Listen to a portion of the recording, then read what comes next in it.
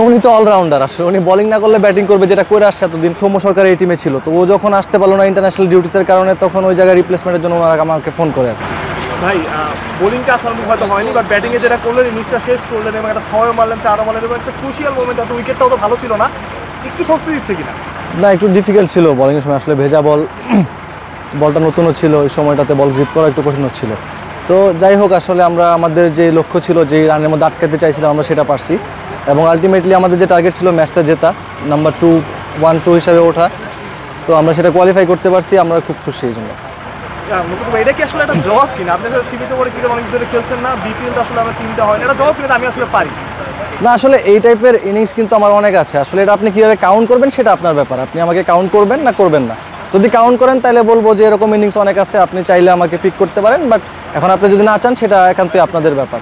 So আমি আমার জায়গা থেকে চেষ্টা করে যাব। আমি সুযোগ পাইছি, আমার কাছে মনে হয়েছে যে এই জায়গা থেকে যদি আমি কিছু করতে পারি সেটা আমার জন্য ভালো, টিমের জন্য ভালো, আমার দেশের জন্য ভালো। সো আমি সেটা করতে পারি, আমি খুব খুশি। গল্পটা যদি একটু বলতেন আসলে কীভাবে কল পেলেন? প্রথম ডাক্তার থেকে তো আপনি ছিলেন না, পরবর্তী আপনাকে নেওয়া হলো। না, ড্রাফটে আমি ছিলাম। আসলে আপনারা সবাই জানেন যে সৌম্য সরকার এই টিমে ছিল, তো ও যখন আসতে পারলো না ইন্টারন্যাশনাল ডিউটিসের কারণে, তখন ওই জায়গায় রিপ্লেসমেন্টের জন্য ওনারা আমাকে ফোন করে আর কি। তো তারপরে আমি এজেন্টের সাথে ওনাদের কথা বলাই দিয়ে ওনারা কথা বলে তারপরে সব সেট হয়েছে, বাট তারপরে আমার এখানে আসা।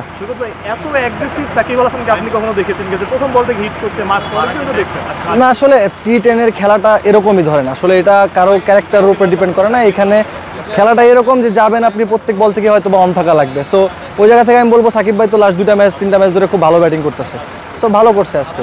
এই জায়গায় কি আসলে সাকিব হাসান সবার থেকে আলাদা কিনা, যে তার যে এত বোলিংটা করতে পারছে না, আসলে ব্যাটিংকে তার একমাত্র জায়গা, ওই জন্য আসলে পারফর্ম করছে? উনি তো অলরাউন্ডার, আসলে উনি বোলিং না করলে ব্যাটিং করবে, যেটা করে আসছে এতদিন।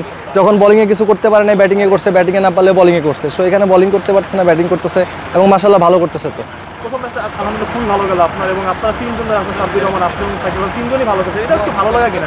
না, অবশ্যই। দেখেন, দেশের থেকে বিদেশে আইসা একটা টিমের জন্য খেলা, ফ্র্যাঞ্চাইজি লিগে, তো ওইখানে আসা বাংলাদেশি প্লেয়াররা খেলতেছি, ভালো করতেছি, এটা অবশ্যই একটা বড় পাওয়া আমাদের জন্য। অনেক এখানে তো আসলে আমরা খেলতে আসছি, খেলাধুলা বিষয়ে গল্প হইতেছে, তো যখনই সুযোগ পাই আমরা গল্প করার চেষ্টা করি, তো ওই নর্মাল আর কি, নর্মাল কথাবার্তা।